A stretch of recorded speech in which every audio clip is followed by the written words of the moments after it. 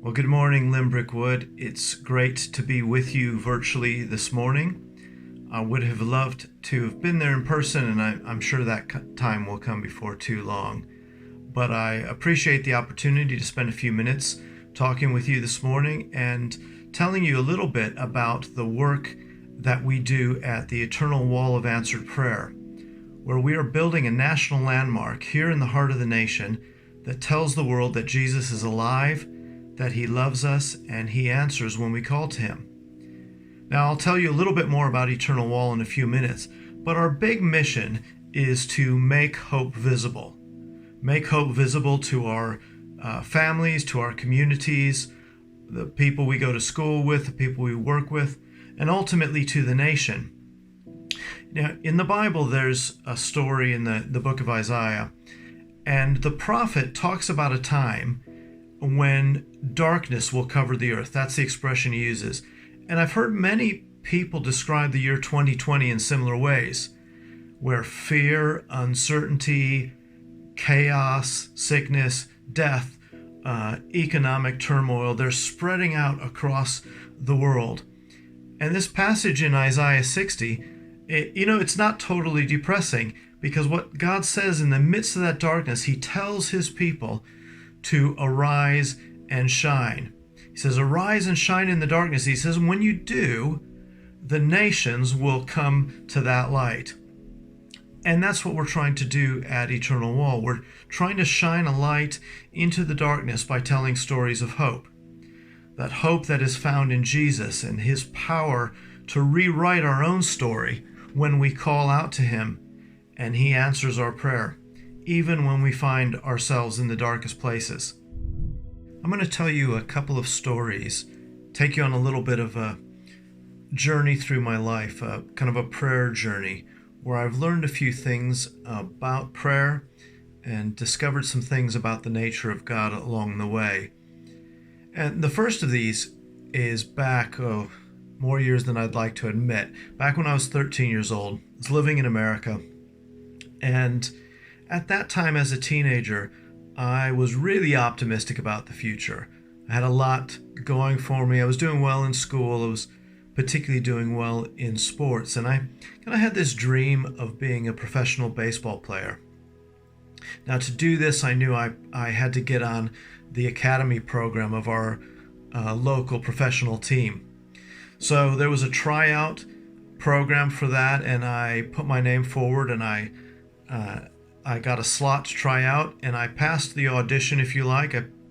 And the only thing stopping me from getting onto that academy program was getting a medical certificate signed off. Of course, I thought I was in perfect health, so I had no worries about that. It was just a formality. So I took the insurance documents. I went to the doctors, and they did a sort of, physical MOT, check that you're all okay.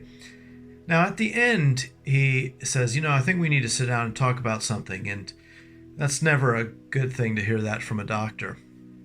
And even worse, he said, I'm going to call your parents in so we can talk about something. So I'm a little bit nervous, but I'm still, pretty optimistic because I'm not aware of anything being wrong. And he sits us down. He said, I'm concerned about something I've seen in your back, and I'd like to get it looked at by a specialist.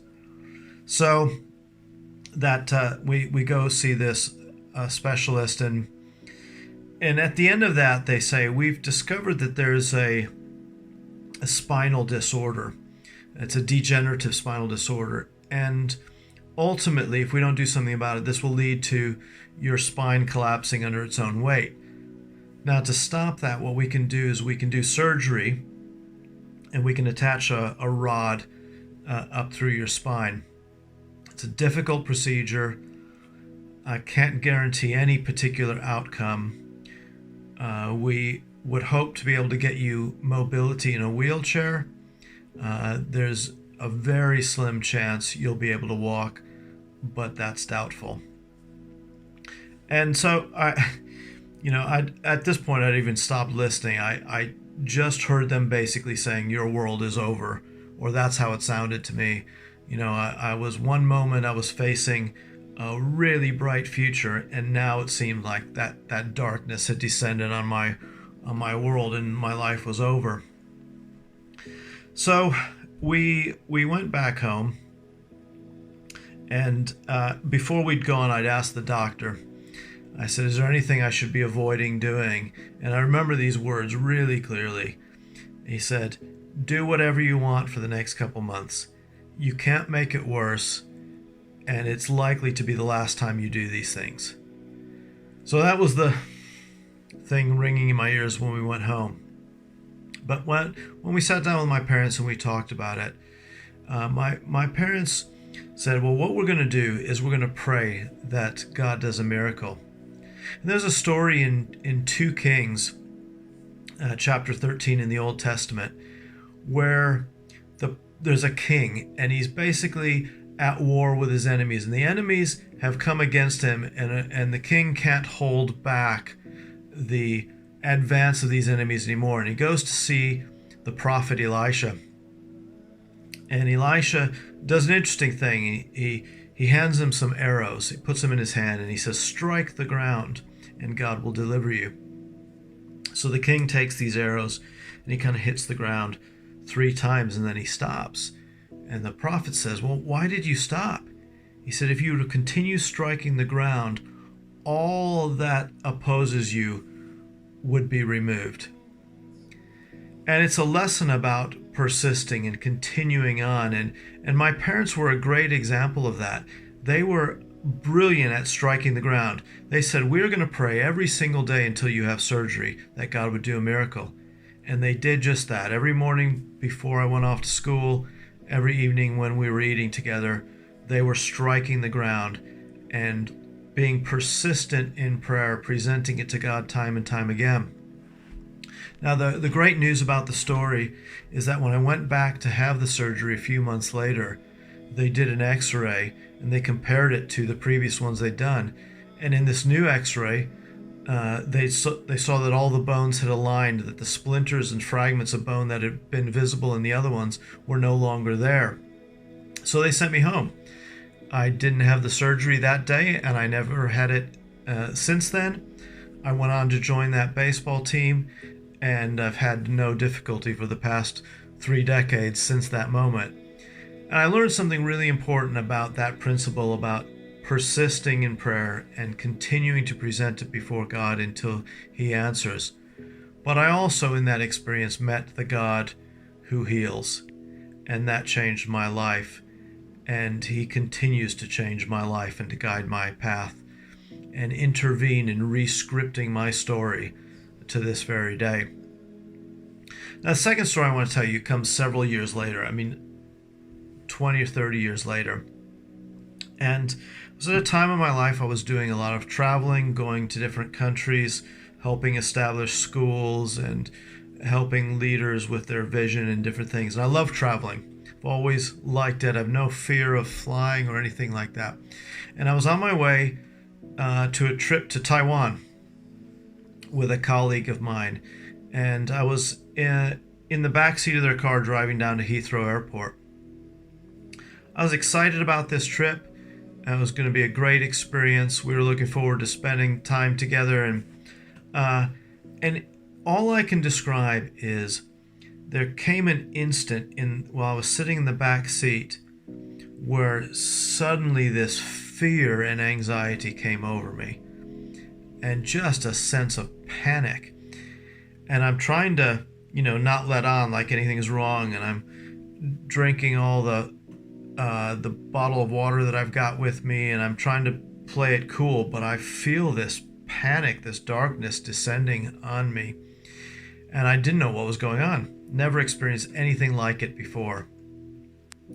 So I was just trying to get to the airport, and then from the airport, just get through security, and then just get on the plane. And I was kind of existing hour after hour in this state of panic. And I had never, I'd known people that have talked about anxiety or fear or panic attacks, but I couldn't really relate to them. I'd never experienced anything like it. And this situation, I just expect it would go away. It would just disappear and I would move on. I'd get over it somehow. And it didn't. It just got worse and was paralyzing me. in this fear and panic, and I couldn't sleep. I was literally trying to get minute by minute, hour by hour through the day, and I've got speaking engagements and I'm doing all this different stuff, but I'm living in this cloud. And I didn't know what to do. I obviously prayed. I wanted God to, just remove the situation. But what ended up happening is I needed to find a way to live in the midst of this storm. So I began praying lyrics of songs. Sometimes you can't remember much in moments of anxiety, but you remember songs like "The name of the Lord is a strong tower, and the righteous run into it and they're saved." And I began to pray that out. And a friend of mine had written a song called "Harness the Darkness," and those words came back to me, and I began to sing those and kind of pray the lyrics of the song. And then I began to pray scriptures, and often in the middle of the night, when this panic or this anxiety would come over me, I'd find the only thing I could do to cope was to pray scriptures and things like, "God is my salvation. I can trust in him and not be afraid." I would pray that over and over again. And remember promises in scripture like, "Do not fear, for I am with you." And I would pray that out, and I would just keep saying it. When Jesus says, "Peace I give you, peace I give to you. Don't let your heart be troubled. Do not be afraid." And I would just pray that over and over. And another scripture, "I sought the Lord and he answered me. He delivered me from all my fears." And just this routine of praying these song lyrics, these worship lyrics, and these scriptures about fear and safety and peace became the way I managed what turned out to be the whole of the next year. The anxieties and the fear didn't go away. The panic attacks didn't stop immediately. But I found by accessing the faith and the hope and the power of praying those scriptures, that peace would come into my troubled mind and would sustain me and would get me through the night and would get me into the next situation and through the next day, through that whole year, until ultimately God delivered me. And there's something I haven't told that many people, but when these panic attacks would come, I would feel like, this is pretty common, I would feel this constriction in my throat, like I was being choked. And I got to the point where I couldn't even wear, shirts buttoned up like this. I couldn't wear t-shirts, anything that put any pressure on my neck. It just felt like I was being choked. So I took a Stanley knife from my toolbox, and I cut open loads of my t-shirts, so I had a big kind of gap down the neck, so that didn't put any pressure, and I could only wear these sort of cut open shirts for the next year or so. And I remember the moment a couple of years later when I went and got those t-shirts out of the drawer, and I threw them away and I put on a normal one, and I knew at that time God had delivered me, and I'd learned the power of praying the word of God when he had been my peace, sustaining me in the storm, and ultimately he delivered me from a dark place. And there are many other times in my life where God has re-scripted the story in all kinds of different situations. Like, I could tell you stories all day long, but in the Old Testament, when the people of God experienced God in a way like that, they did something to represent that and to remember that. And they created a pile of stones, and they gave that pile of stones a name to remind them and to remind future generations about what God has done. And those stories, I've shared a couple from my own life. They're piles of memorial stones for me. They have a name that tells me about the God I encountered. My story was going one direction, and God intervened and he rewrote it, and it looked very different. So that first story, if I was in the Old Testament, I might have called it Jehovah Rapha, God who heals. The second story about the anxiety, I might have said Jehovah Shalom. My pile of stones would be called that, God my peace. And God who makes a way, God who provides. There's all kinds of names that these piles of stones where God has intervened in our life could be called. But they'd also have a very different name if God had not met me and answered my prayer. And so hopefully you can identify a little bit about that. And those are some of the ways I discovered these timeless principles this technology of prayer that God has designed as a resource for each and every one of our lives. And I now have the privilege of working on the team for Eternal Wall, where we're building a national landmark right here in the heart of the nation. It's going to be as tall as Nelson's Column, to give you a bit of an idea, and it will be constructed of 1 million white bricks. And each of those bricks will tell a story, someone's story, like I've just been telling you. It will be standing there next to the M6 and M42 motorways by Birmingham International Airport. It will be this incredible pile of stones, crowd created by 1 million people just like yourselves, and all you have to do is tell us your own story. Send us your story and we can add it as a brick for hundreds of thousands to see in years to come. And we need 4,000 stories like that from the people of Coventry, and we've already chosen the place for those bricks in the monument. And what we're convinced of is that as people read your stories, they'll encounter the God behind the story.